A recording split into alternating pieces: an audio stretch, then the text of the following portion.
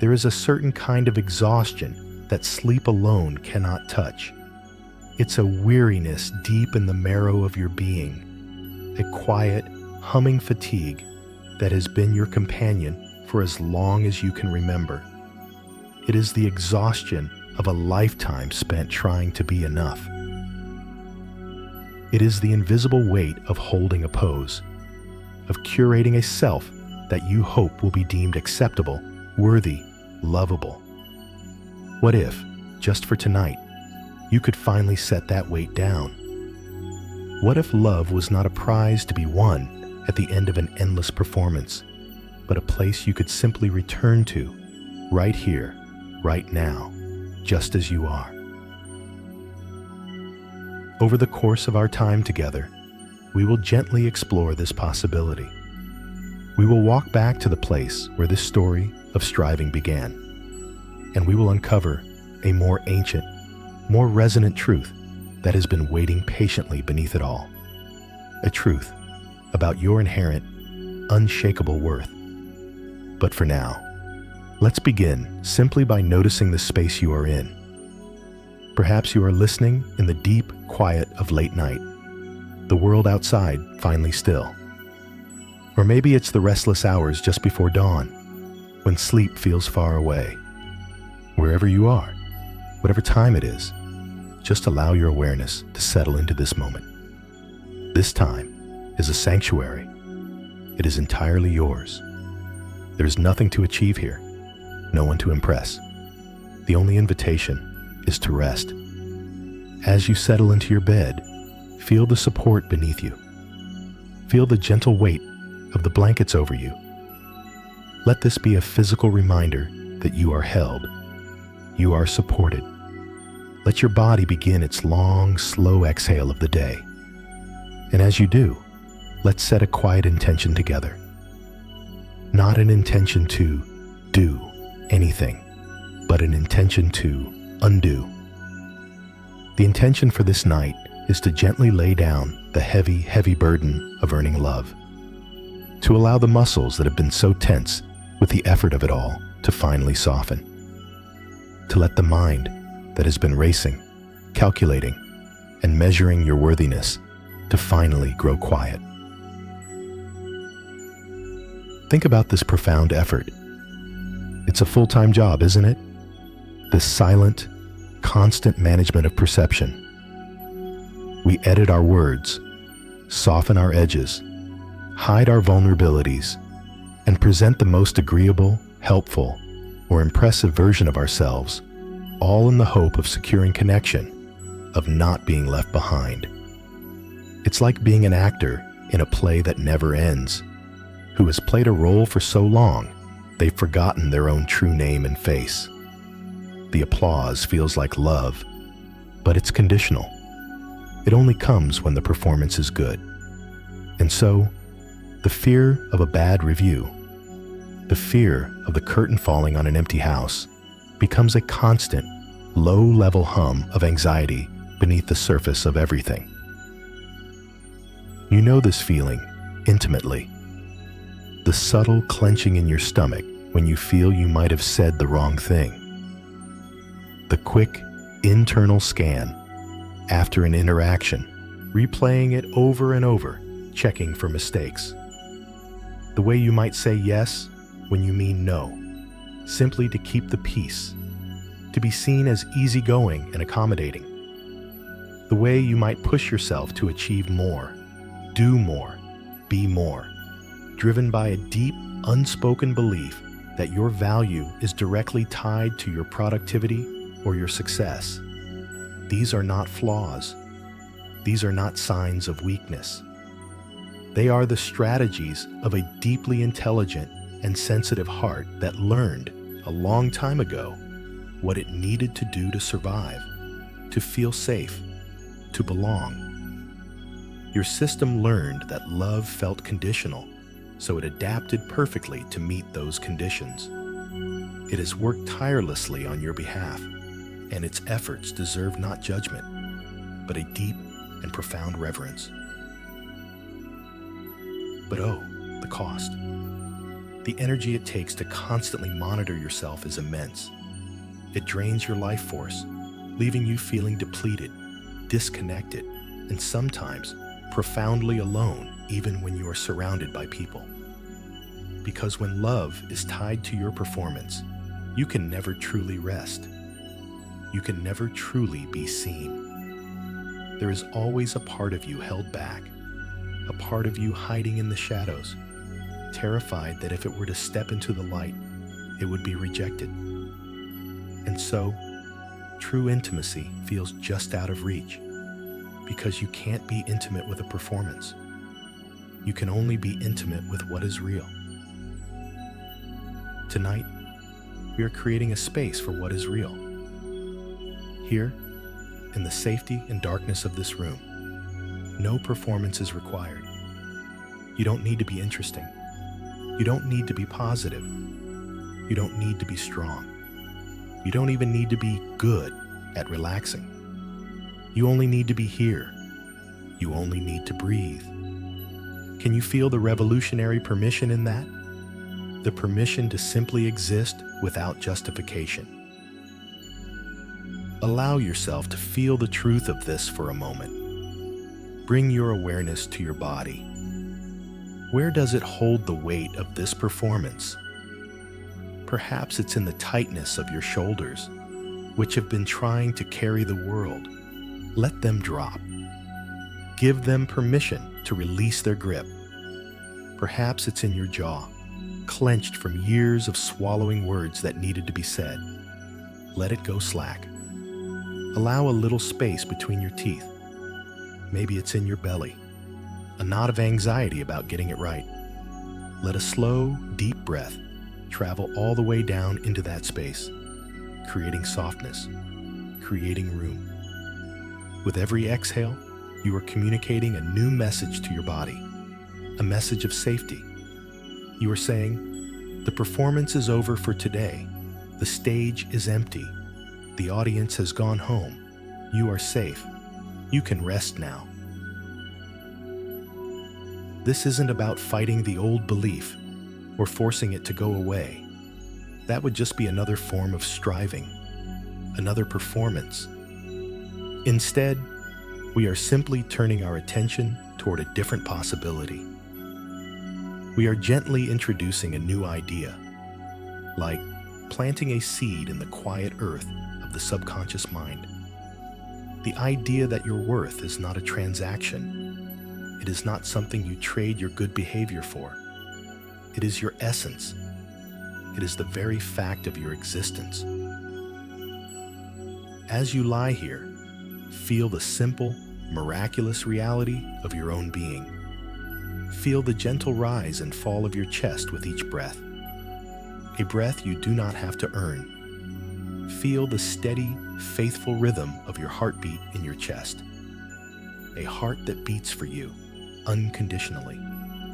These are the rhythms of life itself, moving through you. They ask nothing of you. They do not require you to be perfect or pleasing. They are simply here, a testament to the life that you are. This is the foundation we will build upon, not a foundation of accomplishment or external validation, but the solid, unshakable ground of your own existence. Tonight, you are invited to rest upon this ground, to let go of the struggle, to cease the performance, and to simply allow yourself to be held just as you are in this moment, worthy of rest, worthy of peace, worthy of a love that requires no audition. Just rest. As you rest here, breathing in the quiet of the room, let's gently turn our attention to the source of this deep exhaustion we spoke of. Beneath the performance, beneath the striving, there is a belief. It's not a belief you chose, not one you consciously agreed to. It feels more like a law of the universe, something you discovered to be true a long, long time ago. Think of it as a silent contract, written on your heart in invisible ink when you were very young. The terms of this contract are profoundly simple, and they govern so much of life. Perhaps your version of the contract reads something like this: I must be good, helpful, successful, or perfect in order to be loved. If I am not these things, if I am difficult or needy, or if I fail, I will be rejected. I will be abandoned. I will be alone. Take a soft breath. Does that resonate somewhere inside you? The wording may be different for you. Maybe your contract specifies that you must be funny, or strong, or quiet, or selfless.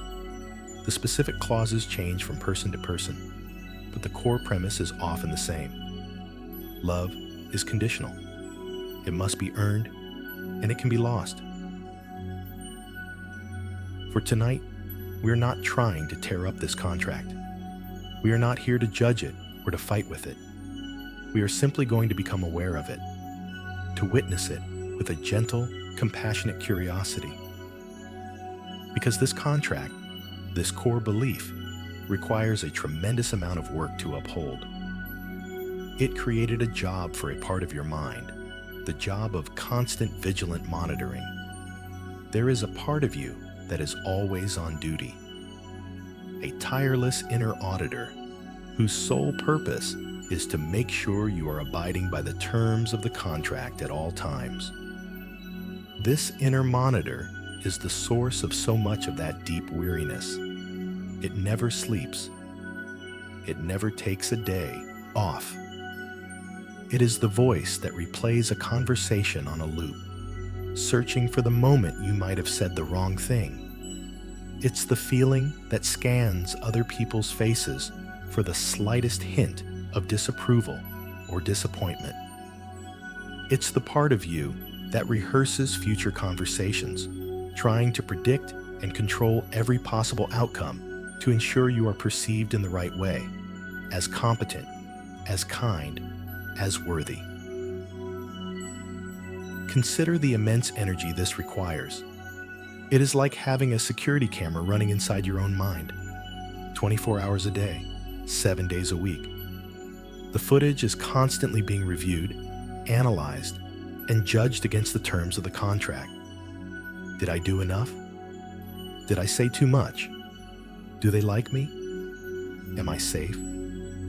This internal monitoring system is so sophisticated, and it has been running for so long that for the most part, we don't even notice it's there.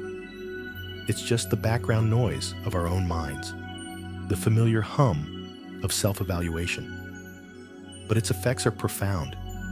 It keeps the nervous system in a low-grade state of alert, always braced for the possibility of rejection. It makes it difficult to be spontaneous, to be messy, to be fully, authentically human.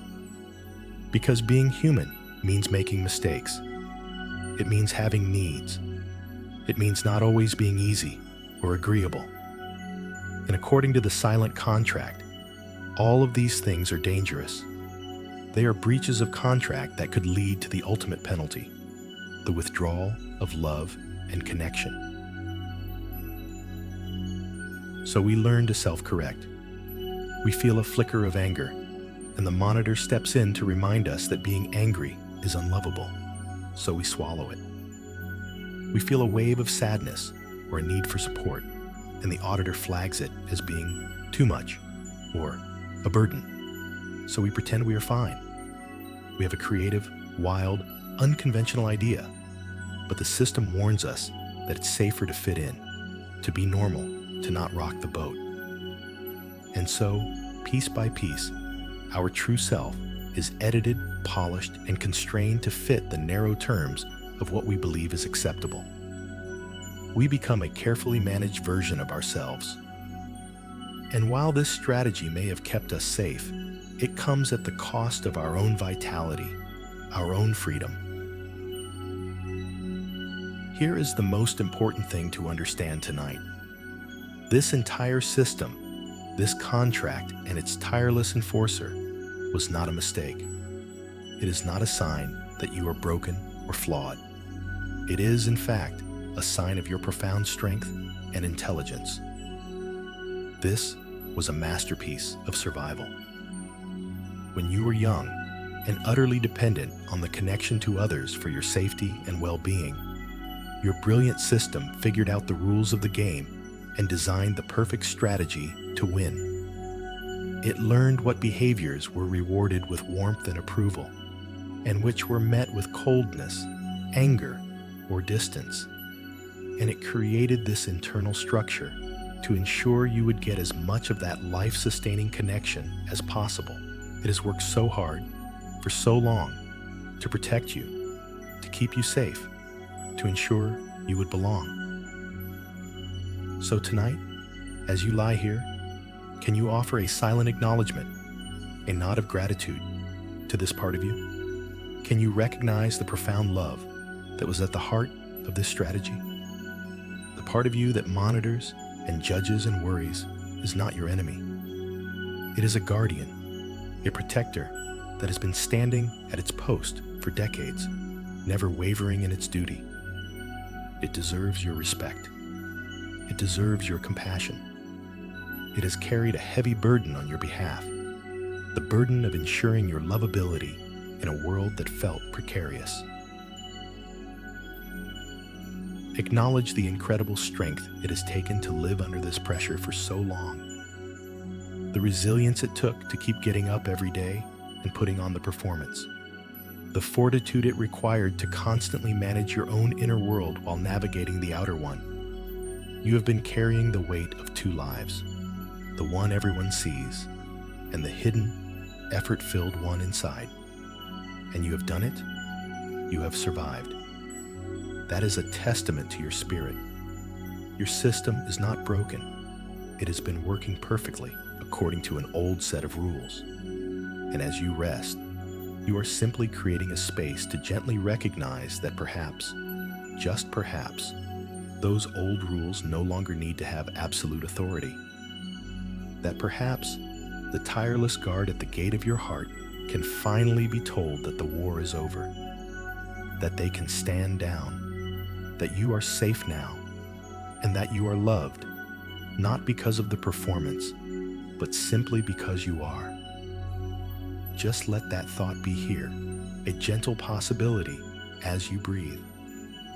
Let's stay with this idea of the performance for a little while longer.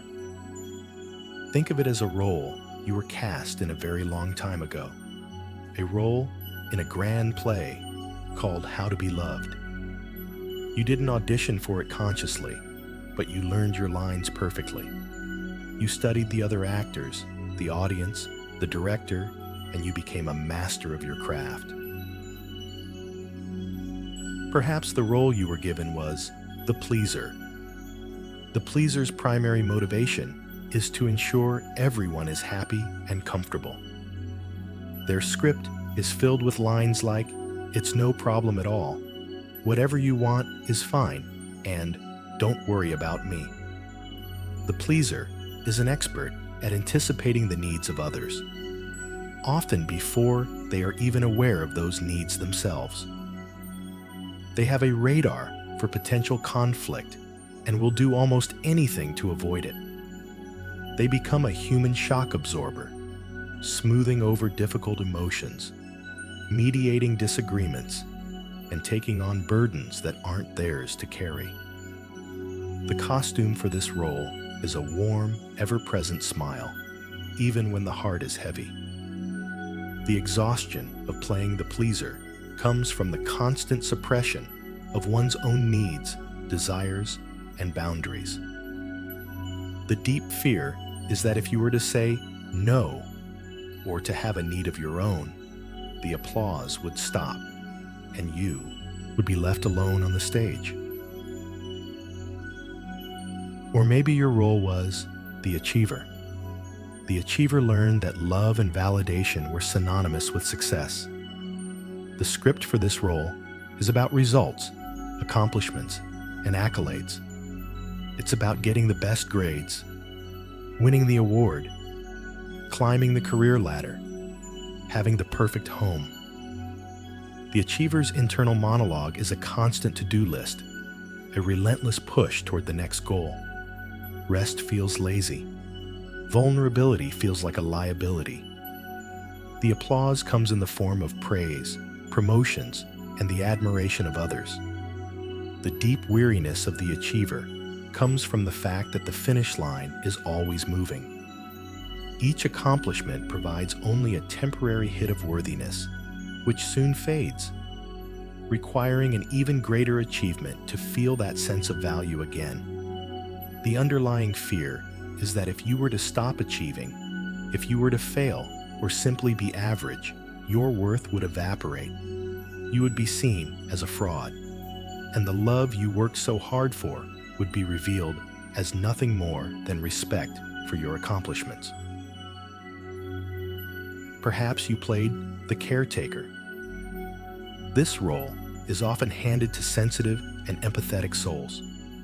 The caretaker becomes the emotional support system for everyone around them: a parent, a partner, a friend, a colleague.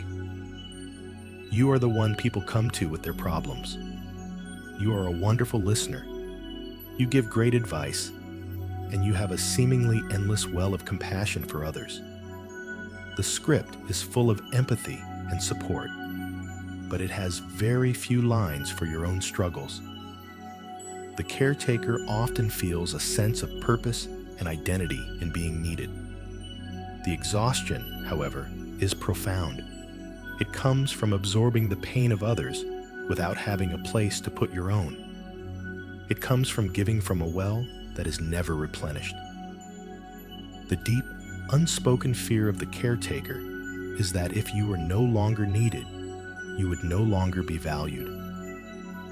Your identity is so intertwined with being the strong one, the helper, that the thought of being the one who needs help feels terrifying, as if it would shatter the very foundation of your relationships. There are other roles too. The easygoing one, who never makes a fuss, who is always flexible and agreeable, hiding a whole world of opinions and preferences behind a mask of indifference. The funny one, who uses humor as a shield and a way to connect, deflecting any genuine intimacy or vulnerability with a well-timed joke. The invisible one, who learned that the safest way to exist was to take up as little space as possible, to have no needs, and to cause no trouble. Most of us have played a combination of these roles, or we switch between them depending on the audience. We become chameleons, subtly adapting our colors, our words, our very energy to match what we believe the other person wants or needs from us. Can you recognize the subtle ways you do this? The way your voice might change when you talk to your boss compared to your best friend. The way you might hold back a story or an opinion with one group of people, but share it freely with another. The way you might amplify certain parts of your personality, your intelligence, your humor, your kindness, while hiding other parts, your sadness, your anger, your insecurity. This is not dishonest. This is not manipulation. It is the masterful, unconscious art of survival. It is your system's attempt to secure love and belonging in a world where you learned it was precarious. And this is why love can often feel so fragile. When you believe, deep down, that you are loved for the role you play, there is a constant, low-level anxiety that you could be found out. What if you forget your lines? What if you break character? What if the audience sees the tired, messy, imperfect actor behind the mask? The feeling is that love, approval, and connection could be withdrawn at any moment. It doesn't feel like a solid ground beneath your feet, but more like a tightrope you must constantly walk with perfect balance. One misstep and you could fall. This feeling of precariousness is not an illusion. It is the logical consequence of believing that your worth is based on your performance. If your value is in what you do and not in who you are, then it will always be contingent on your next action, your next success, your next act of pleasing. Tonight, you don't have to play any of these roles. The pleaser can rest. The achiever can lay down their goals. The caretaker can be cared for by the quiet and the dark. The invitation here, in this safe space, is to feel what it's like to simply be. Without a script, without a costume, without an audience. To let all the energy you expend on that performance of a lifetime drain away, leaving just you. The real, unedited, beautifully imperfect you. The you that exists before the striving begins. Just for tonight, that is more than enough. It is so important, as we gently witness these patterns and roles, to hold them with the utmost compassion, because the first instinct of the mind, upon seeing these things clearly, is often to judge, to think, why have I been doing this? I should have been more authentic. I should have been stronger. But that is just the inner critic playing another role, the judge. Tonight, we are stepping away from that kind of judgment. Instead, we are bringing in understanding. And the most crucial understanding is this belief that love is conditional. This whole performance of a lifetime was never a conscious choice. You did not wake up one day as a child and decide, I think I will spend my life trying to earn love. It was a strategy, a brilliant, necessary strategy that you learned long ago as a way to feel safe and secure connection in the world you found yourself in. It was a conclusion you drew based on the evidence presented to you.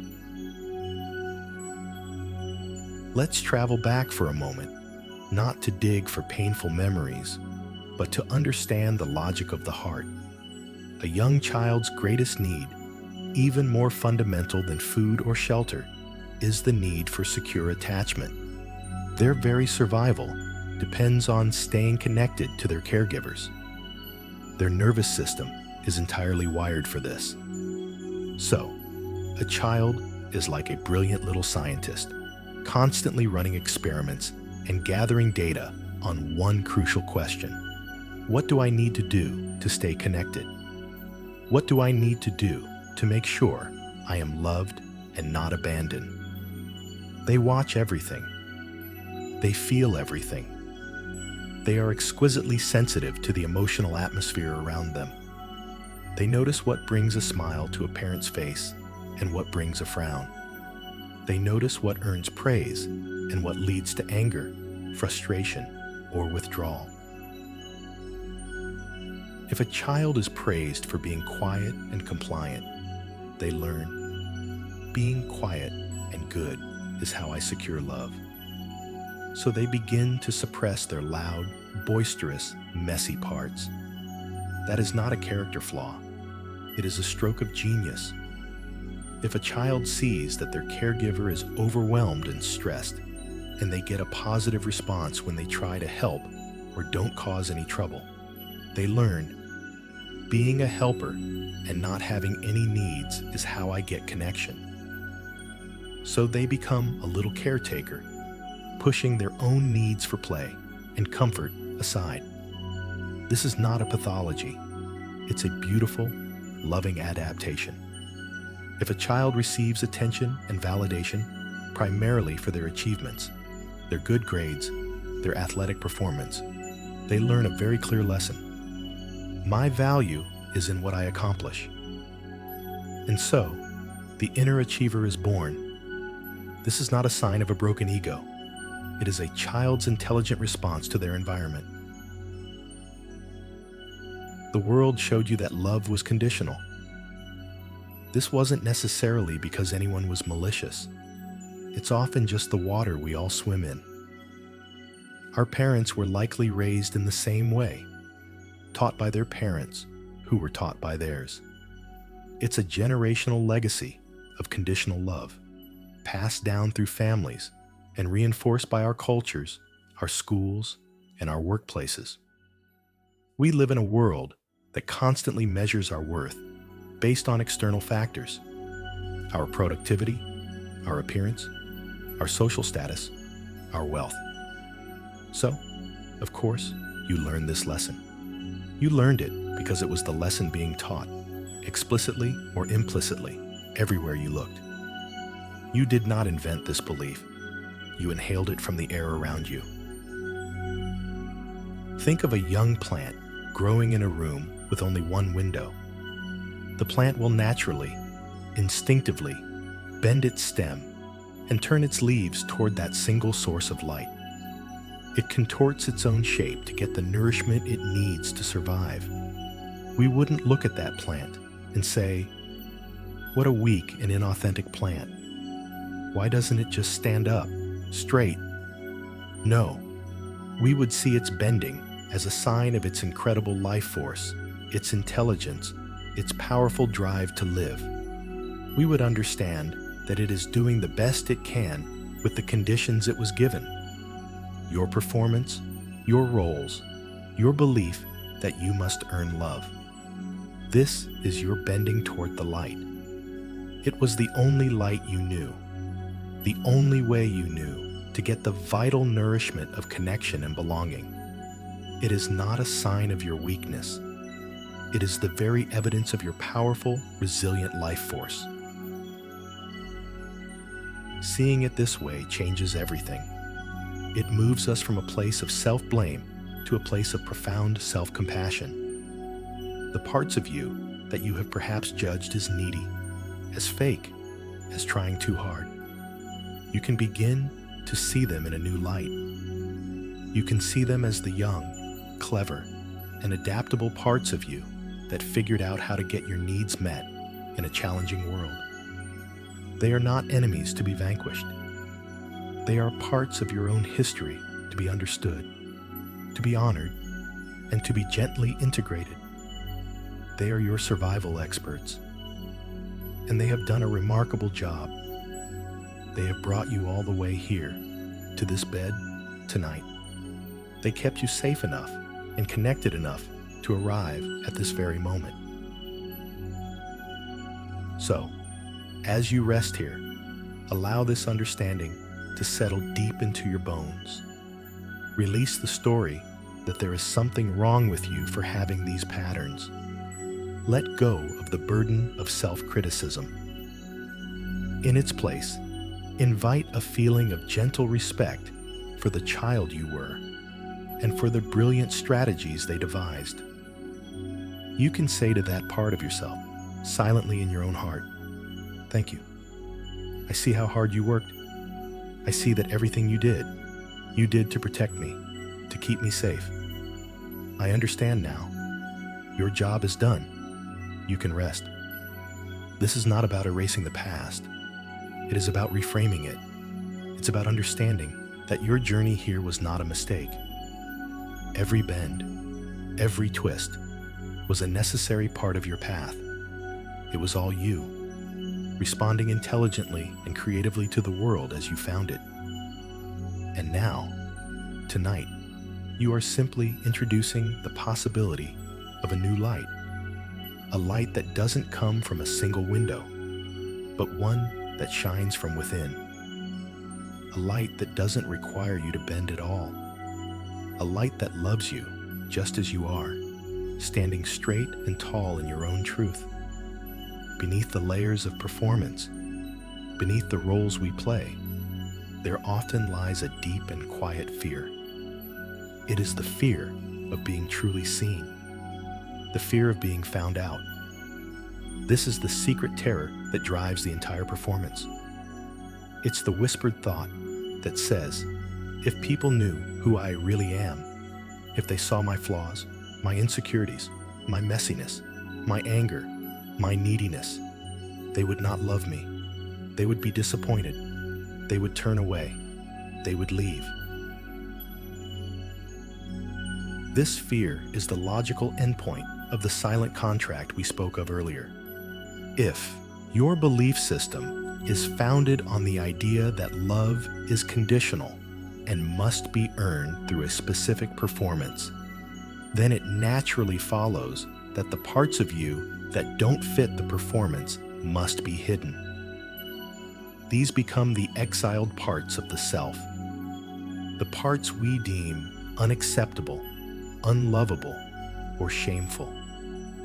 We tuck them away in the basement of our psyche, hoping no one will ever find them, and we spend a tremendous amount of energy guarding that basement door. This is the essence of the performance, not just highlighting the good parts, but actively concealing the parts we believe are bad. What are these hidden parts for you? For many, it's our vulnerability. We learned it was safer to be strong, to be the one who has it all together. So, we hide our tender heart, our moments of fear, our deep longing for comfort and reassurance. We pretend we don't need help. For others, it's our anger. We learned that anger was dangerous or unacceptable, that it made people uncomfortable. So we swallow it, letting it curdle into resentment or turn inward as depression, rather than risk showing a flash of unlovable intensity. Perhaps you hide your ambition, worried it will be seen as selfish, or you hide your silliness, worried it will be seen as childish. You might hide your deep sadness, believing it would be a burden to others, or you hide your own needs, having learned that being selfless is the only way to be loved. We all have these hidden aspects of our true selves, the parts that didn't fit the roles we were cast in, and the fear of them being exposed can feel, in a very real and primal way, like a matter of life and death. Because to a nervous system that equates connection with survival, the threat of rejection feels like a threat to our very existence. This creates a profound and painful paradox. Our deepest desire as human beings is to be seen and loved for who we are. Yet our deepest fear is that if we were truly seen, we would not be loved. And so, we find ourselves caught in a heartbreaking trap. We yearn for intimacy, but we keep people at a distance with our performance. We want to feel known, but we are too afraid to reveal our whole selves. This leads to a unique and pervasive kind of loneliness, the loneliness of not being fully known. You can be in a room full of people who love you, a marriage, a family, a circle of friends, and still feel utterly alone because you hold the secret belief that they only love the character you're playing. They love the mask, not the face beneath it. And there is a quiet grief in that, a silent sorrow for the parts of you that have never been met with love, that have never been held in acceptance, that have spent a lifetime in hiding. This is why compliments can sometimes feel uncomfortable, why praise can feel like it doesn't quite land. When you are praised for your performance, for being so strong or so helpful or so successful, a part of you knows it's not the whole story. A part of you thinks, yes, but if you only knew. If you only knew how scared I am, how much I'm struggling, how much I feel like a fraud. The validation doesn't fully nourish you because it's validation for the persona, not the person. It can even increase the pressure, making you feel you have to work even harder to maintain the illusion, to keep the hidden parts from ever slipping out. This is the exhausting and lonely reality of living with the fear of being found out. As you rest here tonight, can you bring a wave of compassion to this fear? Can you see it not as a neurosis or a flaw, but as the utterly logical and protective response of a heart that has been taught that its full truth is unacceptable? Your heart has worked so incredibly hard to protect itself. Every strategy it learned, every part it hid, every performance it perfected It all made perfect sense at the time. It was an act of self-preservation. That fear you feel is not the enemy. It is a loyal guardian, standing watch over your most vulnerable places. It's a testament to how deeply you were marked by the experiences that taught you that some parts of you were unsafe to show. So, instead of trying to push the fear away, let's just acknowledge it. We can say to it, silently, I see you. I know you're here because you're trying to keep me safe. Thank you for your tireless protection. I understand why you are afraid. By simply acknowledging it with kindness, we begin to change our relationship with it. We are not indulging it or letting it run the show. We are simply meeting it with understanding. This is the first step toward creating an inner environment where those hidden parts might one day feel safe enough to peek out from behind the door. We are letting the guardian know that we are here now, the adult self, and we can begin to create a new kind of safety, an internal safety that doesn't depend on anyone else's approval. Your worth is not contingent on your perfection. Your lovability is not conditional upon you hiding parts of yourself away. The very parts you have been so afraid to show are often the gateways to the deepest connection, both with yourself and with others. Your vulnerability is a bridge, not a liability. Your imperfections are what make you human, relatable, and real. Tonight, we are simply holding this truth as a possibility. We are planting a seed of courage in the soil of the heart, the courage to one day believe that you are worthy of being seen, all of you. And it starts right here, by you being willing to see yourself with honesty and with immense unconditional compassion. Just for tonight, let that be enough. Tonight, let's create a space, an internal sanctuary, a place within your own being where no performance is necessary. This isn't a place you need to build. It's a place you simply need to return to. It has always been there, waiting for you, beneath the noise of the striving and the judging. It is the quiet, still center of your own awareness. As you lie here, in the physical safety of your room, let your attention turn inward. Imagine you can close the door to the outside world, just for a while. The world of expectations, of roles, of shoulds and have-tos. Let it all fade into the background. Imagine you are also closing the door on the inner critic, the relentless monitor we spoke of. Just for tonight, you can ask that part of you to take a rest, to step away from its post. You can thank it for its service and let it know that you will be safe here in this quiet space without its constant vigilance. This is a space of unconditional presence. Here, you don't need to be productive. You don't need to be positive. You don't need to be anything other than exactly what you are in this moment. In this safe, internal space, let's begin to give ourselves permission. These are not grand, sweeping permissions for all of time, but small, gentle permissions, just for right now. The first is the permission to lower the mask. Think of the subtle, physical effort it takes to hold the mask of your chosen role in place all day. It's a muscular effort, an energetic effort. The mask of the pleaser is a gentle, accommodating smile, even when you feel sad or frustrated. The mask of the achiever is an expression of confidence and competence, even when you feel uncertain. The mask of the caretaker is one of patient strength, even when you feel depleted. Right now, in the privacy of your own being, you have permission to let that mask dissolve. Feel the muscles around your face. Let them go soft. Allow the forced smile to relax. Let your forehead smooth out. Let your eyebrows, which may have been held in a state of concern or concentration, drift apart. There is no one here to see you. No one you need to signal your well-being to.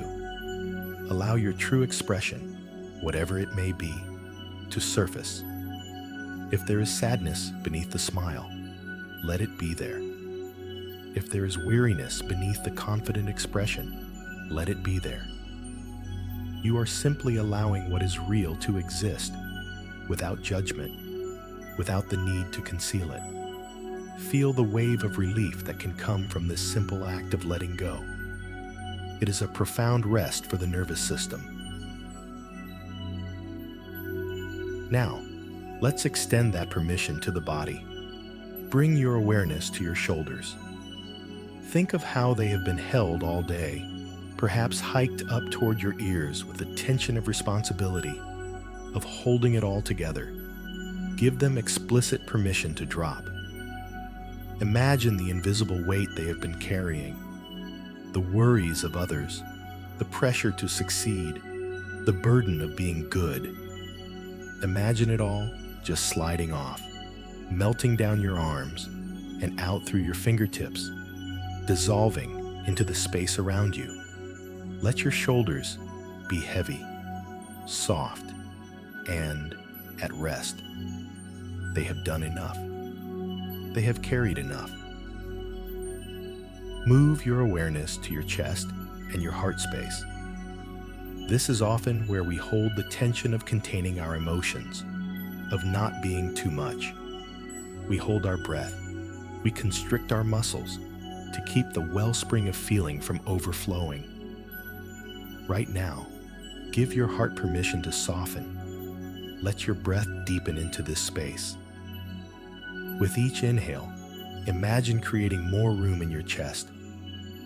With each exhale, imagine letting go of the constriction, the holding, the bracing. You don't need to analyze the feelings there. You are simply giving them space to be.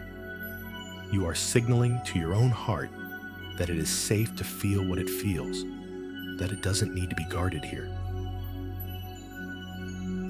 And now, the permission to let the need to please soften. This is a powerful one. The drive to please is a primal survival instinct, a core part of the contract. It's a constant background hum of energy, dedicated to scanning, adapting, and accommodating. Tonight, you can let that energy settle. You can release the need to be liked. You can release the fear of being disliked. In this space, your worth is not up for debate.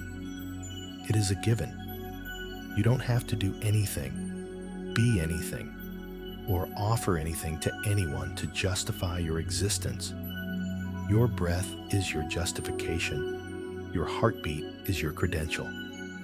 Let the frantic energy of people-pleasing drain out of your system, like water draining from a tub, leaving behind a profound sense of peace and stillness. You are enough, right here, right now, just by being. Finally, give yourself permission to release the tension of constantly holding yourself to an impossible standard, the standard of perfection. The inner voice that says, you should have done better. You could have done more. You are not enough as you are.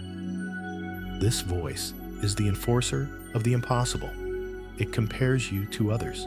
It highlights your flaws, and it never, ever lets you rest.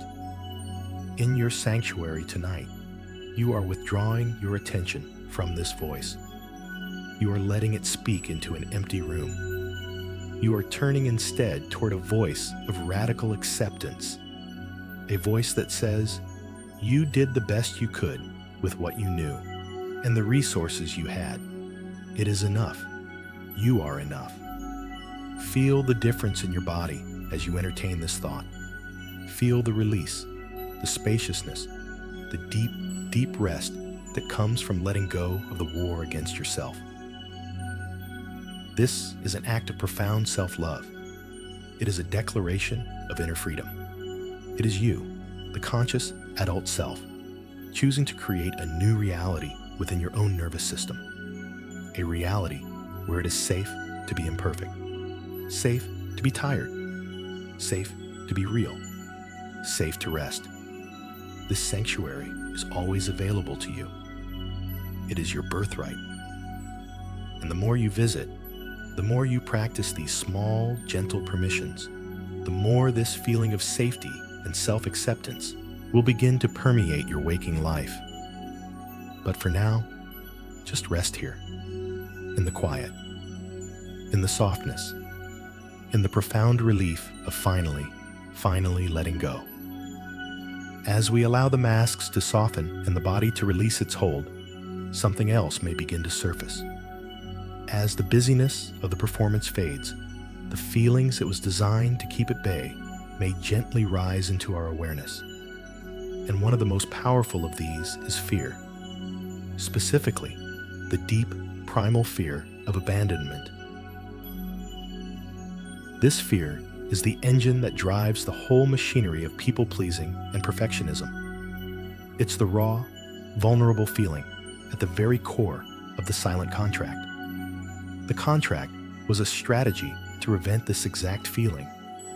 It said, "If I am perfect and pleasing, then I will not be abandoned." So, when we make the conscious choice to stop performing, even for a night, the nervous system can interpret this as a danger. It can sound an alarm, sending a jolt of anxiety through the body, a feeling that says, "Wait, this is not safe. If you stop trying so hard, you'll be left all alone." This is a very old fear. For a child, abandonment is a literal death threat, and that terror gets encoded deep within ourselves.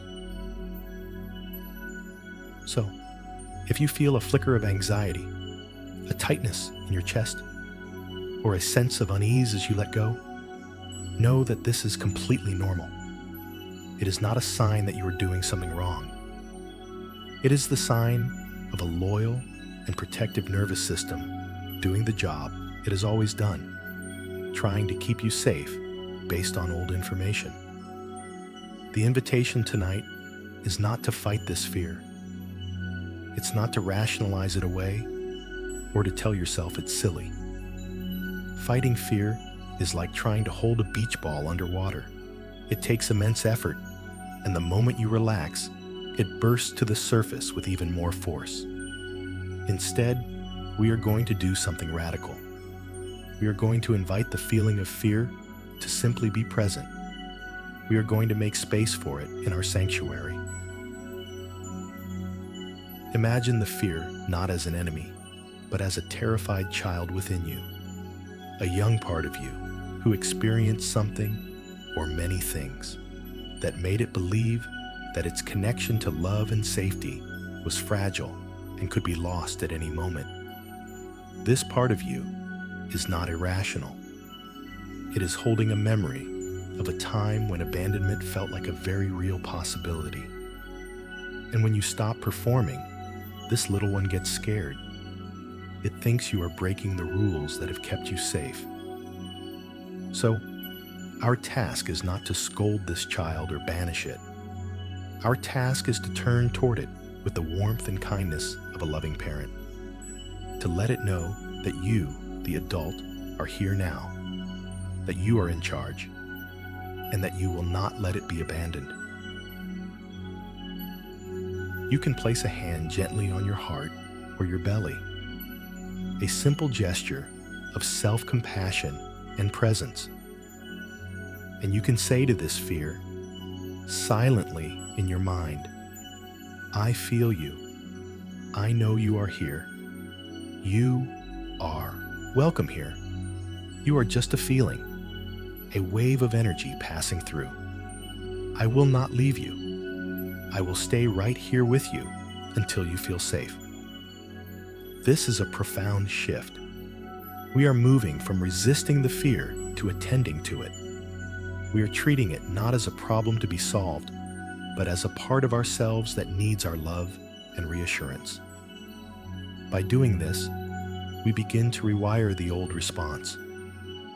We teach our nervous system that the feeling of fear itself is not dangerous, that we are capable of holding it, that we can be our own source of safety. Let's use the breath to help this process along. The energy of fear often feels constricted, tight, and stuck. It can feel like a knot in the stomach or a band around the chest.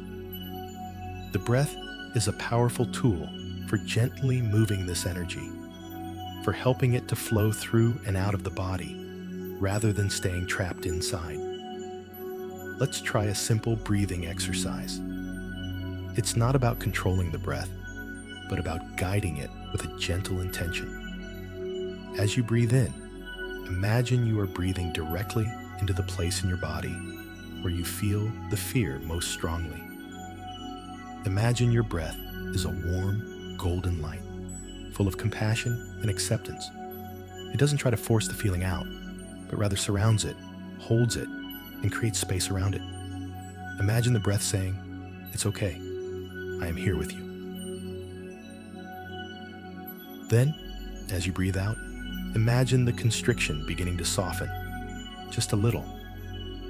Imagine the knot gently loosening its grip. You can even visualize the tense energy flowing out of your body with the exhale, like a gray mist dissolving into the air. It's not about getting rid of the fear in one breath. It's a slow, gentle process of release. Breathe in, bringing warmth and space to the feeling. Breathe out, letting go of the tension around it. In, surrounding the fear with kindness. Out, releasing the grip. In, you are safe. Out, letting go. Continue this for a few more breaths at your own pace. There is no rush. You are simply tending to your own inner world with patience and care. You are becoming your own safe harbor. With each breath, you are planting a new seed of belief in the fertile ground of your being.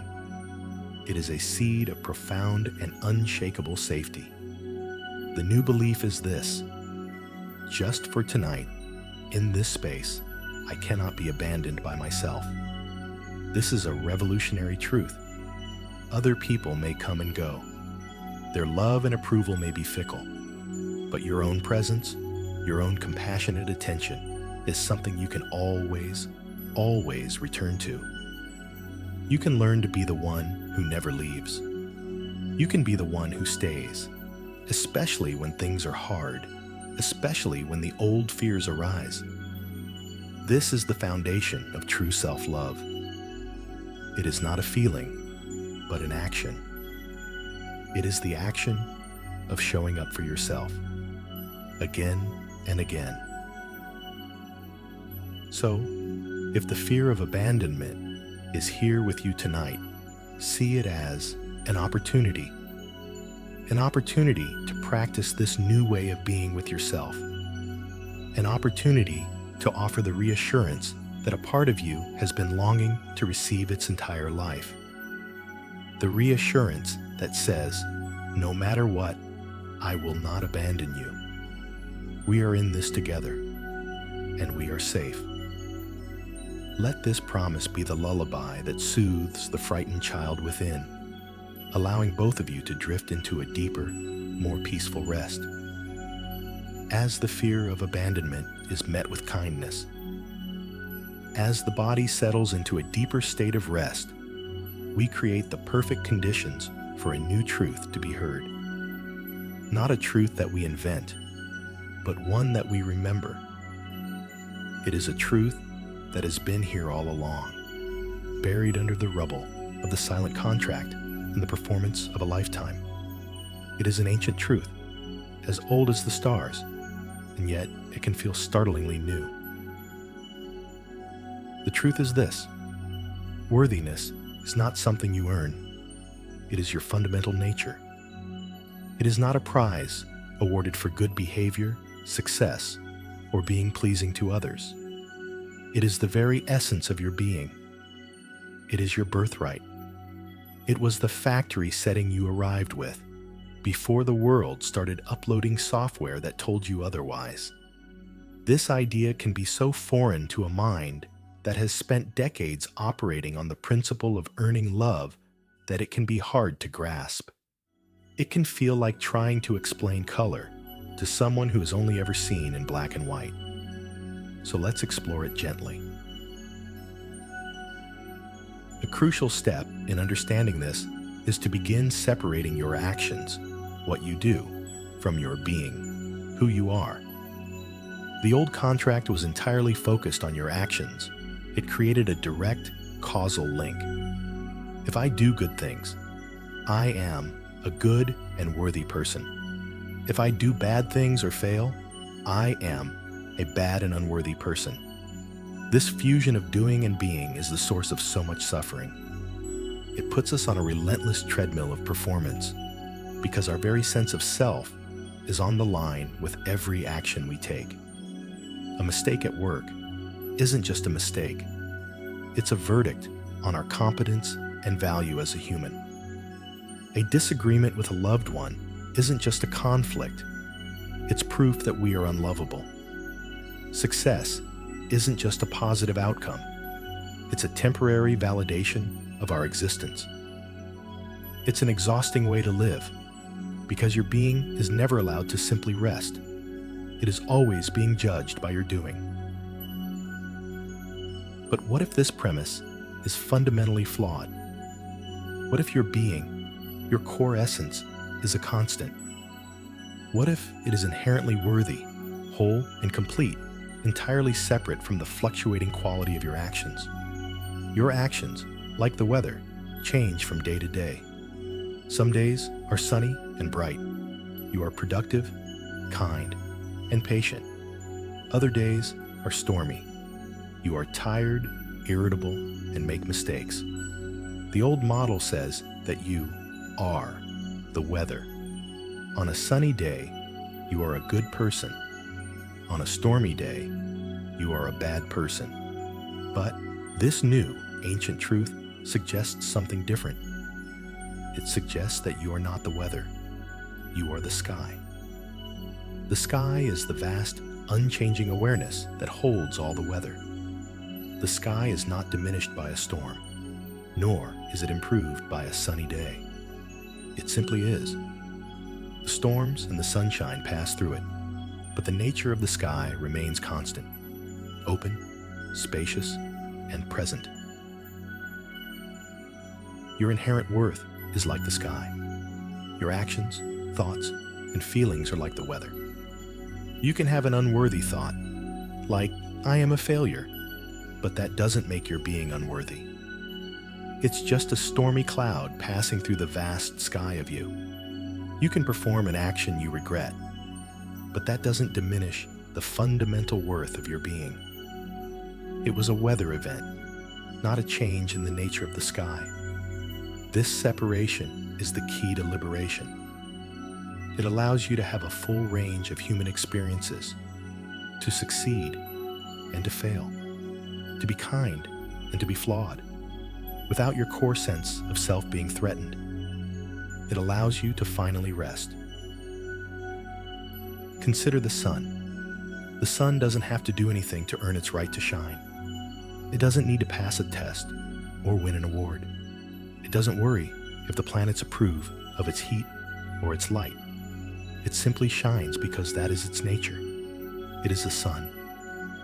Its being and its function are one and the same. It radiates light and warmth, not to get something in return, but because that is what it is. Your worthiness is like that.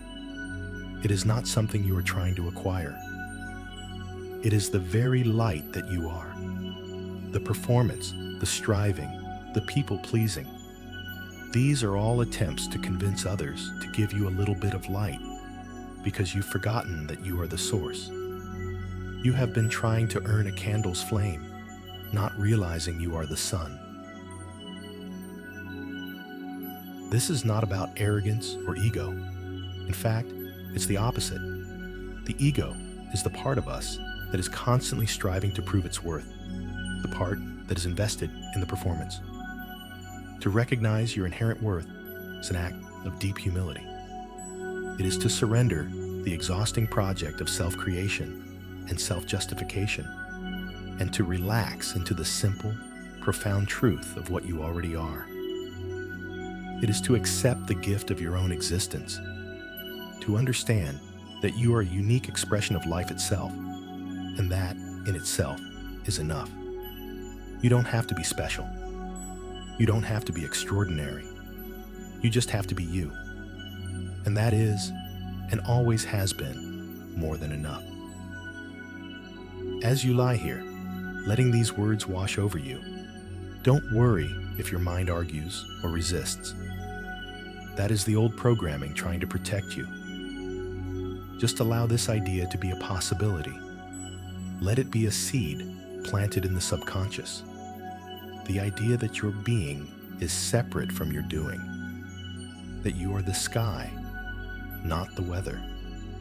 That you are the sun, which shines simply because that is its nature. There is nothing you need to do to deserve this rest. There is nothing you need to do to deserve this peace. It is yours. It has always been yours. You are simply remembering how to come home to it, how to come home to the unwavering truth of your own being. Just rest in that knowing. Let's take this gentle reframing a step deeper, bringing it from a beautiful idea into a felt sense within your body. Because the mind can debate these concepts forever, but the body knows truth in a different way. It knows through sensation, through breath, through the simple, undeniable reality of its own existence. Right now, connect your worthiness not to an abstract concept, but to the simple, miraculous fact that you are alive. Bring your awareness to your breath, flowing in and out without any conscious effort from you. This breath is the rhythm of life itself, animating your form. You did not have to pass a test to receive this breath. You did not have to prove you were good enough for it. It was given to you, freely and unconditionally, from the moment you were born, and it will stay with you until your last moment. Each breath is a testament to your belonging here. It is a physical reminder that life wants you, that you are a welcome part of this universe. Can you allow yourself to feel the inherent worthiness in that simple act? Each inhale is a gift. Each exhale is a release. It is the pulse of your own value made manifest. Now, bring your attention to your heartbeat. If you can, perhaps you can feel its faint, steady rhythm in your chest or at your pulse points. Or maybe you can just imagine it, that steady beat. Thump, thump, thump, thump. It has been beating for you every second of every minute of every day of your entire life. It has never taken a vacation. It has never asked for anything in return. It has faithfully served you through moments of joy and moments of sorrow, through success and through failure. It doesn't beat faster when you are good or slower when you are bad. Its rhythm is a constant, unconditional declaration that you are alive. It is the drumbeat of your worth, echoing in the core of your being. This heartbeat is the undeniable proof that you exist. And in this new understanding, existence itself is the only credential you need. You are worthy simply because you are, because you exist. Your breath, your heartbeat. These are your irrefutable qualifications for love and belonging. This reframes the entire concept of love. In the old model, based on the silent contract, love was a reward. It was a transaction. If you behave well, the world seemed to say, I will give you the reward of love and connection. If you don't, I will withdraw it. We learned to see love as something outside of ourselves that we had to work for, like a salary for the job of being a good person. But what if that's not what love is at all? What if love is not a reward for good behavior, but a natural response to being? What if love is the natural resonance that occurs when one being truly sees another? Consider a magnificent, ancient tree standing in a forest. A tree is worthy of its place simply by being rooted in the earth. It doesn't perform. It doesn't try to be the best tree. It doesn't compare its leaves to the tree next to it. It doesn't worry if the squirrels approve of its bark. It simply is a tree.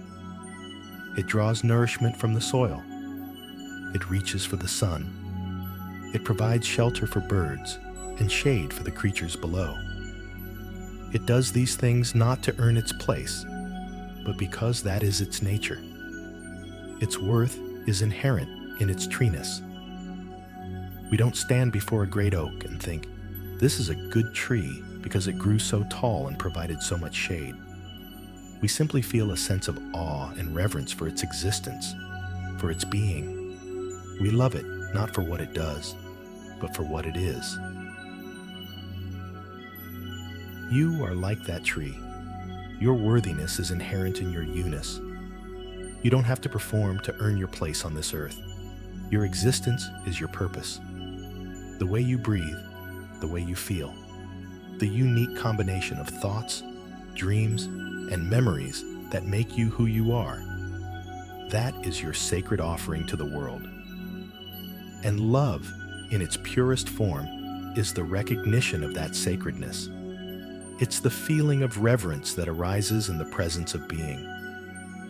When we truly love someone, we don't just love their good qualities. We love their entirety. We love their quirks, their flaws, their history, their humanity.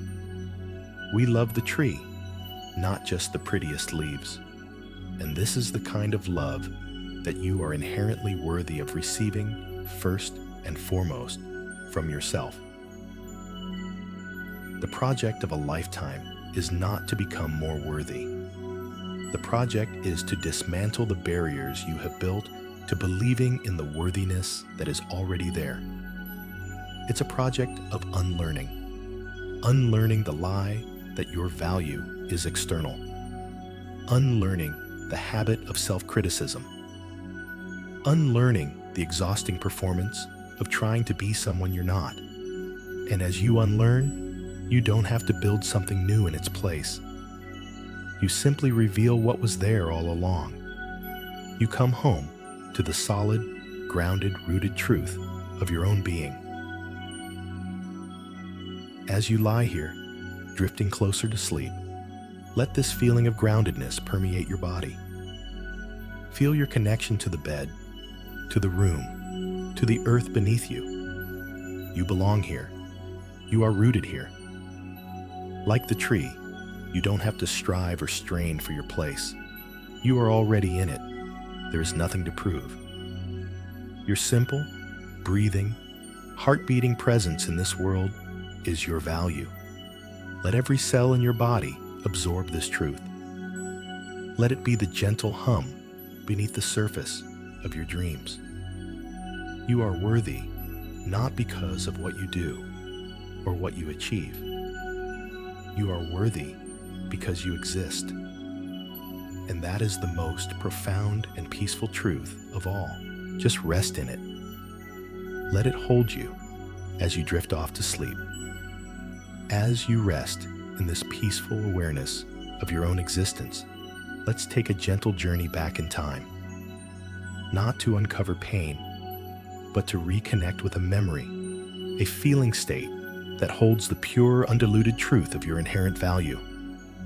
We are going to guide your awareness back to a time, perhaps in early childhood, before the story of not enough took hold, before the silent contract was signed, before you learned that love was something you had to perform for. For every one of us, there was a time. It might have been a fleeting moment, or it may have been a longer season of life. A time when our worthiness was simply unquestioned. A time when we were so fully immersed in the experience of being that there was no room for self-evaluation.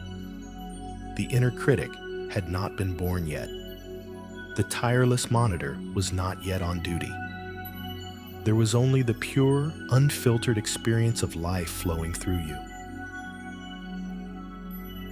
Allow your mind to drift back, like a leaf floating on a gentle stream. Don't force it or search too hard. Just set the intention to connect with such a time and trust that your deeper wisdom will guide you. It might be a memory of a specific event, or it might just be a general feeling, a sense of an era. Perhaps you can recall a simple moment of pure joy. Maybe the feeling of sunshine on your skin as you sat on the grass, watching a ladybug crawl up a blade of green. In that moment, were you worried about being productive? Were you concerned with what others thought of you? Or were you simply present, captivated by the wonder of the tiny moving world in front of you? In that moment, you were whole. Your worthiness was as natural and unthought of as the sun in the sky. Perhaps you can remember a moment of uninhibited play, running through a sprinkler on a hot day, the pure sensory delight of the cold water and the squeals of laughter, or maybe building something with blocks, completely absorbed in the world of your own creation. In those moments of flow, the concept of enough doesn't exist. There is no performance. There is only the joyful expression of your own creative energy. You weren't trying to build the best tower to win approval. You were simply delighting in the act of building itself. You were connected to your own innate spark of life. Maybe the memory is one of feeling completely safe and held. The feeling of being tucked into bed by someone who loved you. The scent of their presence. The feeling of their hand on your forehead. In that moment of complete surrender and trust, did you feel you had to earn that safety? Did you believe you had to be a good child to deserve that comfort? Or did you simply receive it, knowing in your bones that you were worthy of that care, that you belonged in that love? This feeling state is what we are connecting with. The felt sense of being inherently worthy of love, safety, and belonging. It doesn't have to be a perfect memory from a perfect childhood. Even in the most difficult of upbringings, there are often small, sacred pockets of this experience. A moment with a beloved pet, where the connection was simple and unconditional. A moment of feeling awestruck by a thunderstorm or the stars in the night sky. A moment of getting lost in a favorite storybook. These are moments when the thinking mind, the judging mind, goes quiet, and we are returned to the pure state of our own being. And in that state, our value is not in question. It simply is. As you connect with a memory or a feeling like this, allow yourself to truly be there. Don't just see it as a movie in your mind. Step into it. Feel what it felt like in your body. Was there a sense of warmth, of expansion, of lightness? Was there a feeling of peace in your belly, a softness in your heart? Let that physical sensation return to you now, as you lie here in your bed. Breathe that feeling into your cells. Let your body remember what it feels like to exist without the heavy burden of trying to be enough. This feeling, this memory, is not a fantasy. It is a clue. It is a piece of your own authentic history, a breadcrumb leading you back to a truth you have always carried within you. You see, the part of you that knew this truth has never truly left. It has not been destroyed. It has simply been quieted. It has been overshadowed by the louder, more insistent voices of the inner critic and the performer. It's like a small, clear bell, whose sound has been muffled by layers and layers of thick cloth. The journey of healing is not about creating a new bell. It's about gently, patiently removing the layers of cloth, the false beliefs, the old fears, the conditioned roles, so that the pure, clear tone of your inherent worth can ring out once more. That sound has always been there. It is the fundamental note of your own soul. The part of you that knows this truth has been waiting patiently for you to turn your attention toward it. It has been whispering to you your whole life, in moments of quiet reflection, in moments of connection with nature, in the presence of great art or music, in the moments of deep, authentic connection with another being. It whispers, you are more than your accomplishments. You are more than your failures. You are more than what people think of you. You are a miracle of existence. You are enough. Tonight, you are not just hearing that whisper. You are turning toward it. You are honoring it. You are acknowledging that this quiet, wise voice holds a deeper truth than all the noisy, anxious voices that have dominated your attention for so long. And as you acknowledge it, you give it strength. You allow its volume to increase until its gentle, loving message becomes the new background music of your life. Just rest now, with that beautiful, clear tone resonating within you. The memory of your own wholeness. Holding this resonant feeling of your own original wholeness, let's take another gentle journey inward. This time, we are going to travel to meet a very specific and precious part of you. We are going to meet the younger you, the child who first began to believe that love was conditional, the one who first felt the need to start performing. This is not about blame or reopening old wounds in a painful way. It is an act of rescue, an act of profound healing and reconnection. Imagine yourself walking down a soft, peaceful path. The light is gentle here, and the air is calm. You feel safe and grounded. Ahead of you, you see a small figure. As you get closer, you realize it is you, as a child. Perhaps you see this child at a specific age when things were difficult, or maybe it's just a general sense of your younger self. See the way they are standing, the expression on their face. See the world through their eyes for a moment. See the innocence, the sensitivity, the wide open heart that wanted so desperately to love and be loved. This little one is the architect of your survival strategies. They are the one who wrote the silent contract. They are the one who designed the performance. And they did it all because they were trying to secure love and safety in a world that felt confusing and, at times, unsafe. Walk toward this child slowly, gently. Let your presence be one of pure warmth and acceptance. You are not here to judge them, to correct them, or to tell them they did anything wrong.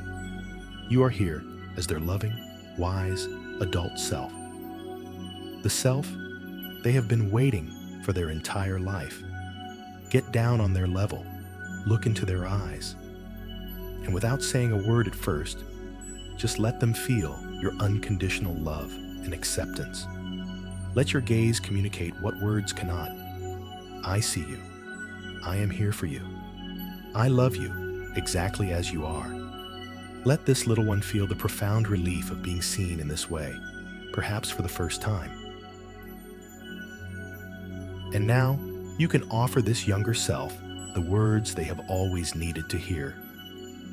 The words that would have changed everything if they could have heard them and believed them back then. Speak them silently from your heart, with all the sincerity you can muster. You might say something like this: "Hello, little one. I am your grown-up self. I've come back to find you, to tell you something so important. I want you to know that you were always enough, right from the very start. There was never, ever anything wrong with you. Let the child absorb this, then you can continue. That feeling you had, that you needed to be better, or quieter, or smarter, or more helpful to be loved, that was never about you. It was about the world around you.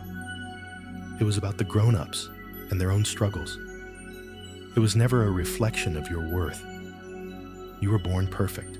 You were born worthy of all the love in the world, just for being you. Feel the truth of these words as you offer them. Feel the rightness of them in your own heart.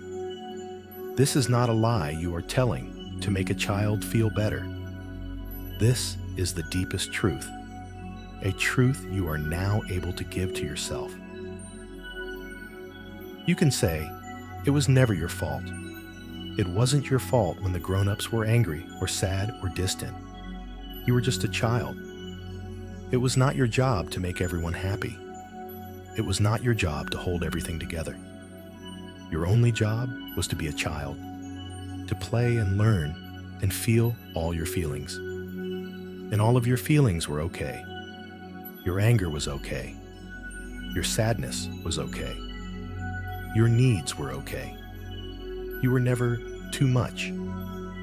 Imagine the weight of responsibility lifting from this child's small shoulders as they hear these words.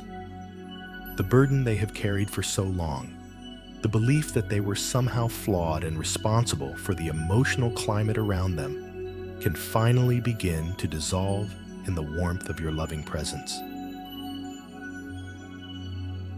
Now, let's speak to their resilience.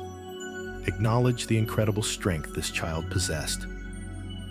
I am so proud of you, you can tell them. You have survived so much. You were so clever and so strong to figure out how to get by. Every single thing you did, every role you played, every wall you built, you did it to protect our tender heart. You did an amazing job. You kept us safe. You got us here. And your resilience, your incredible spirit, is a testament to how powerful you are. By honoring their strategies instead of judging them, you heal the shame that may have been associated with not feeling authentic. You reframe the performance not as a failing, but as a triumph of survival. You are reparenting yourself in this moment. You are providing the attuned, compassionate, validating presence that you may not have received consistently back then. You are filling in the missing pieces. You are mending the fabric of your own heart with the thread of your own love. This is not about changing the past. The past cannot be changed. But you can change your relationship to the past. You can change the meaning you made from it.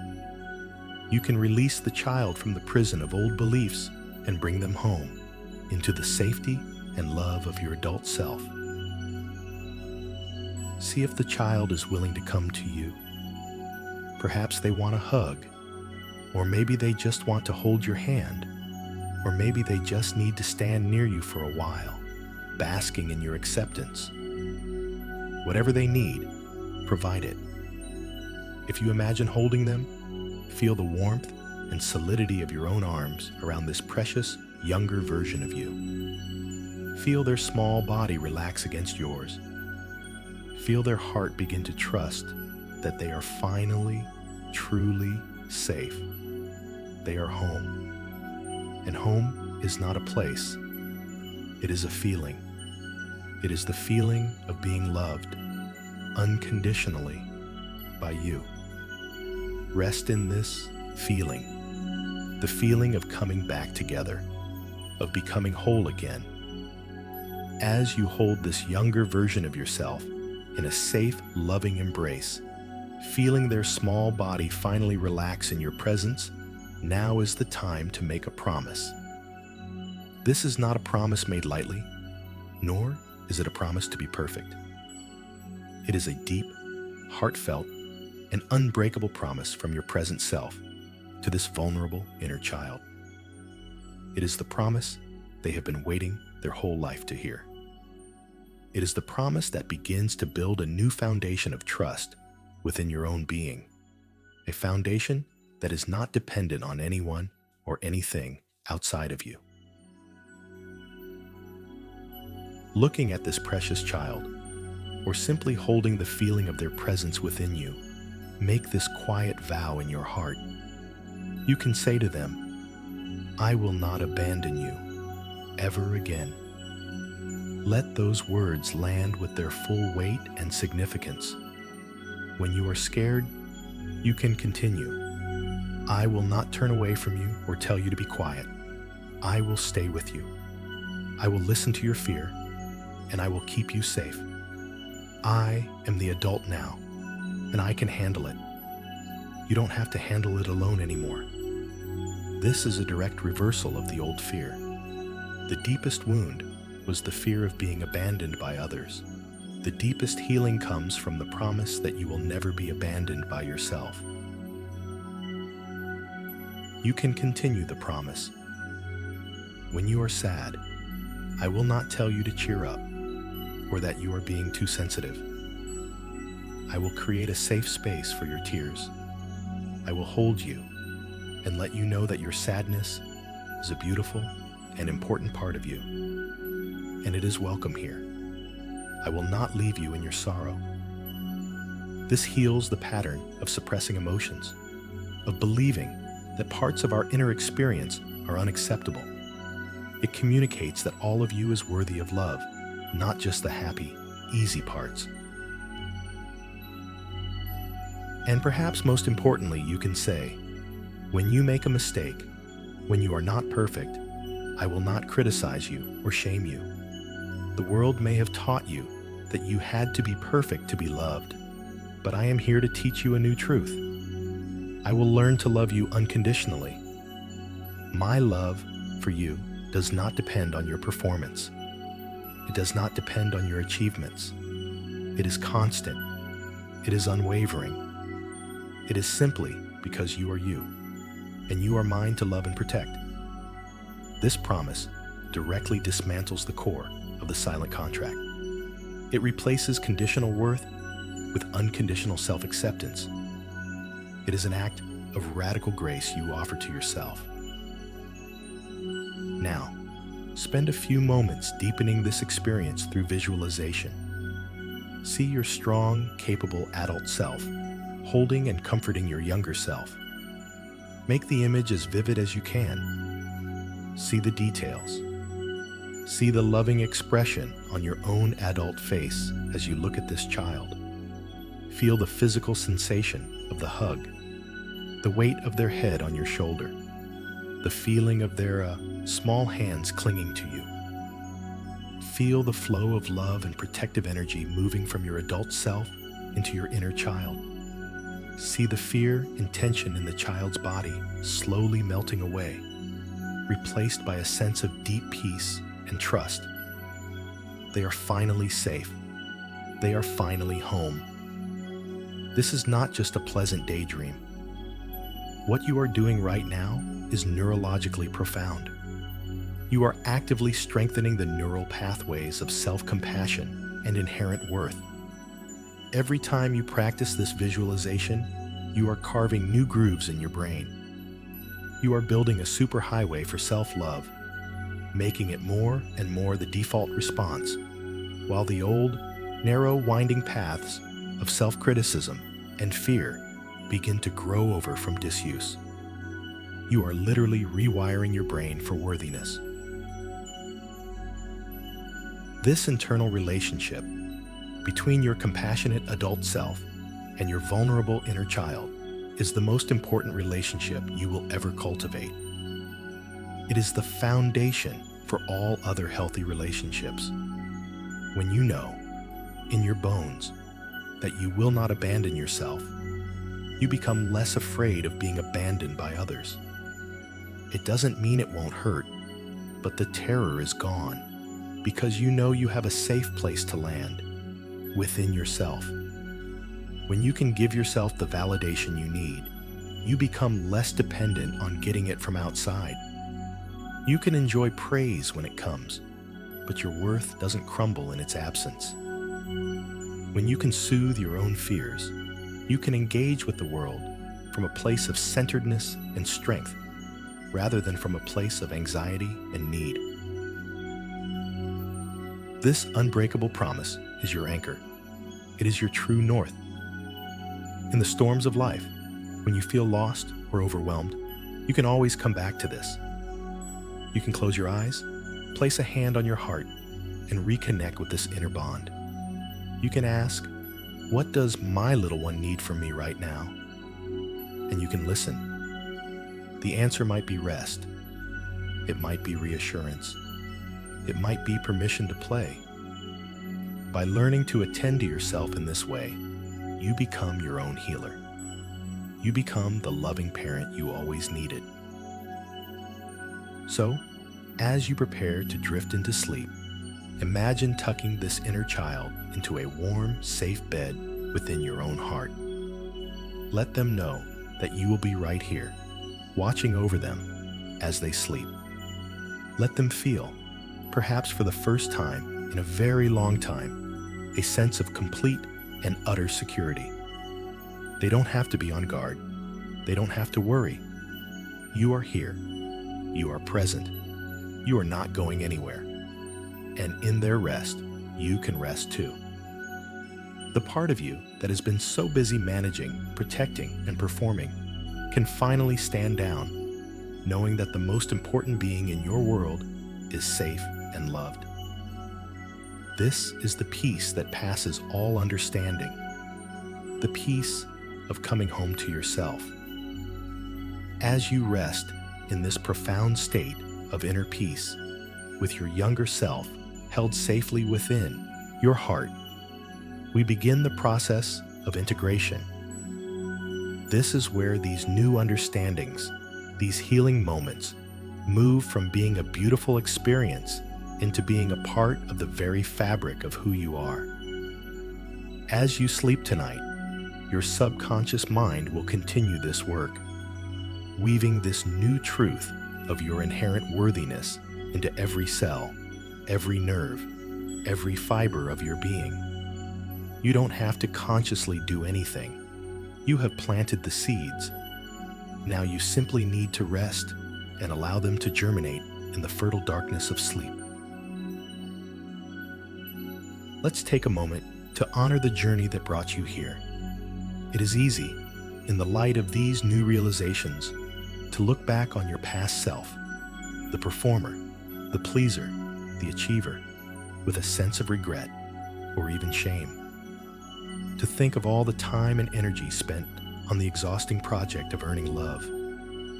But it is crucial to reframe this. The struggle was not a sign of your brokenness. It was never a mistake. It was the path. It was the only path that could have led you to this moment of awakening. The struggle was the curriculum your soul needed to learn the profound lesson of self-love. Without the pain of feeling unworthy, you would never have embarked on the quest to discover your true worth. Without the exhaustion of the performance, you would never have yearned so deeply for the rest of authenticity. Think of it like a pearl. A pearl is formed when a grain of sand, an irritant, gets inside an oyster. The oyster, to protect itself from the sharp edges of the sand, begins to coat it with layers and layers of a beautiful luminous substance called nacre. Over time, this process of protecting itself from an irritant creates a thing of exquisite beauty and value. Your core wound, the belief that you were not enough, was the grain of sand. And all of your coping mechanisms, all the roles you played, were the first protective layers. They were necessary. They kept your tender heart from being destroyed. And now, this deeper work of self-love, self-compassion, and self-acceptance, this is you, consciously coating that original wound with layers of luminous nacre. You are not trying to get rid of the grain of sand. You are transforming it. You are creating a pearl of great price, your own integrated, resilient, and compassionate wholeness. The struggle was not evidence of your failure. It was the raw material for your masterpiece. So, as you lie here, offer a silent wave of gratitude to every part of your journey. Thank the fear for showing you where you needed to be brave. Thank the pain for showing you where you needed to be healed. Thank the exhaustion for showing you your deep need for rest and authenticity. Thank every person and every circumstance that reflected back to you the painful illusion of your unworthiness, because they were all unwitting teachers, pointing you back home to yourself. This is not about forgiving bad behavior or condoning harm. It is a radical act of reclaiming your own story. It is choosing to see your life not as a series of unfortunate mistakes, but as a purposeful, meaningful, and ultimately beautiful journey back to the truth of who you are. Your wholeness does not mean that you will suddenly become perfect. It does not mean you will never feel fear or insecurity again. The old patterns may still arise. The voice of the inner critic may still whisper its familiar lines from time to time. Wholeness is not the absence of broken pieces. Wholeness is the ability to hold all of your pieces, the light and the dark, the strong and the vulnerable, the confident and the fearful, in the loving container of your own awareness. It is the end of the war against yourself. It is the beginning of a deep and lasting friendship with all that you are. It is the sky accepting all of its weather. It is an act of profound courage to be here tonight, to lie down in the dark and be willing to face yourself with this much honesty and compassion in a world that constantly encourages you to look outside of yourself for validation, to perform, to hustle, to prove your worth. You have chosen a different path. You have chosen the quiet, revolutionary path of turning inward. You have chosen to believe in your own goodness, even when the evidence of the past seemed to contradict it. This is the bravest work a human being can do. And it doesn't just heal you. The peace you cultivate within yourself radiates outward. The more you rest in your own worth, the more you give others permission to do the same. The more you treat yourself with kindness, the more kindness you naturally bring into the world. Your healing is a gift to everyone you will ever meet. So as sleep begins to draw you closer, let go of all the stories. Let go of the old story of not enough. Let go of the new story of healing and integration. Let go of all the concepts and ideas we have explored. Let them dissolve, leaving only the simple, resonant feeling in your heart. The feeling of peace, the feeling of wholeness, the feeling of being completely and utterly acceptable just as you are. Allow this feeling to be the last thing you are aware of as you drift off. Let it be the lullaby that carries you into your dreams. Let it be the foundation upon which your subconscious mind will build a new reality, a reality in which you wake up, not with the need to prove your worth, but with the simple, quiet, unshakable knowing of it. And now, the time for all effort has passed. The time for exploring, understanding, healing, and integrating is gently coming to a close for tonight. The work is done. The seeds have been planted. Now comes the most important part of the entire process, the deep, healing rest that allows it all to take root. Now is the time to let go of all doing, to let go of all trying, even trying to relax, even trying to feel worthy, even trying to sleep. Release it all.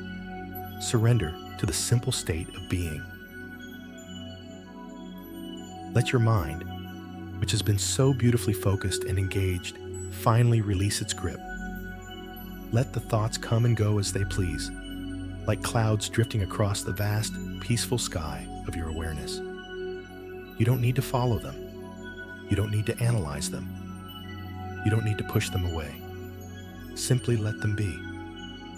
They are just the last murmurs of the day, the gentle settling of a mind preparing for deep rest. Imagine your thoughts are like autumn leaves, gently letting go of the branches of a tree and drifting softly to the ground. There is no effort, just a graceful, natural release.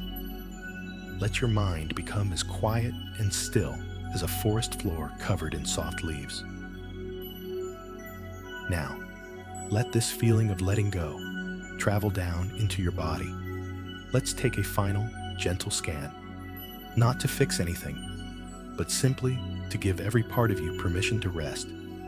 Bring your awareness to your head and face. Let go of all the tension in your scalp, your forehead. Let your eyes feel heavy and soft in their sockets. Release the tiny muscles around them that have been working all day to see and to express. Let your jaw hang loose, your tongue rest softly in your mouth. Let your entire head feel heavy and deeply supported by the pillow beneath it.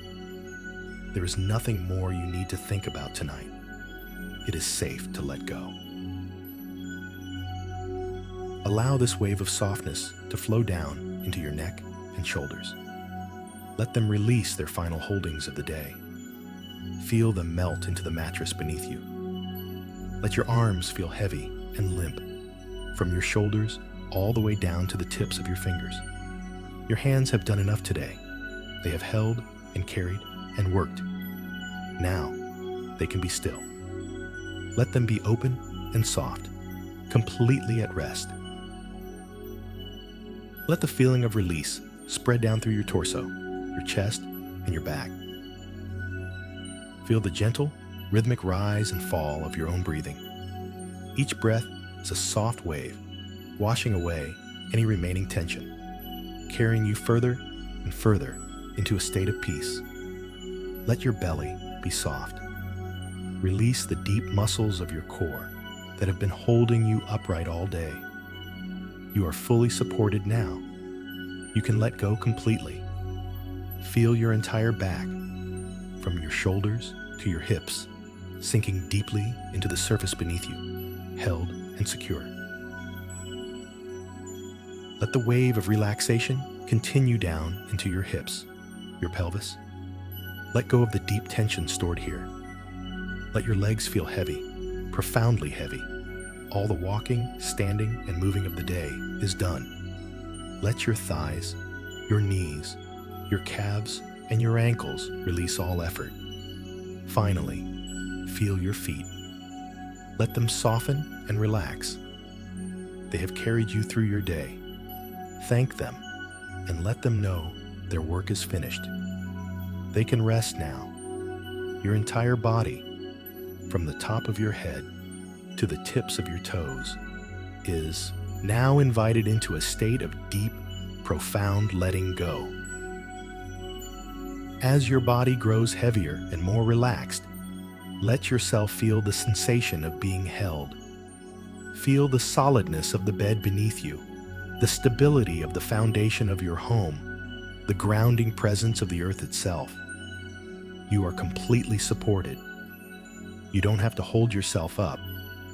You are safe enough to surrender your full weight. And as you feel this physical support, let it be a metaphor for a deeper truth. Let yourself feel held by the quiet of the night, by the gentle blanket of the darkness.